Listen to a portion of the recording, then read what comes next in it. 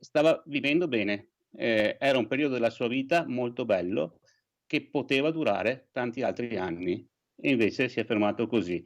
Sentire dire, tanto aveva un'altra patologia, a me fa proprio arrabbiare tanto, perché, c'era una vita davanti, è una vita che si è fermata a 26 anni. Una vita davanti, un bagaglio di sogni come tanti suoi coetanei. Così Daniele Piovesanna viene ricordato dai suoi colleghi di lavoro con tutto il dolore di una perdita e tutta la rabbia e l'amarezza nei confronti di chi tende a fare sgradevoli distinzioni. Vero, Daniele era affetto da nanismo e aveva per questo difficoltà respiratorie, ma la sua vita era piena, autonoma e indipendente. Alla cooperativa Comunica di Lancenigo si occupava del back office e di informatica da 3 anni. È stato assunto perché era un bravo lavoratore, uno che lavorava, uno che ci metteva impegno in quello che faceva.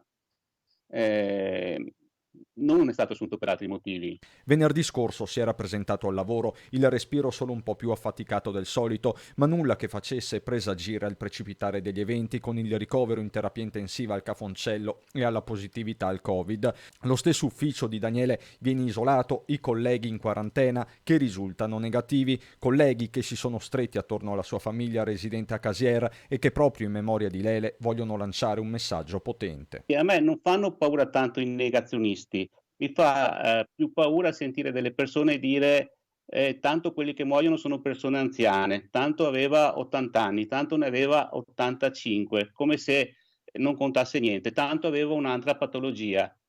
Allora, o siamo tutti importanti, ma tutti importanti, oppure c'è qualcuno che sceglie chi è importante e chi non è importante.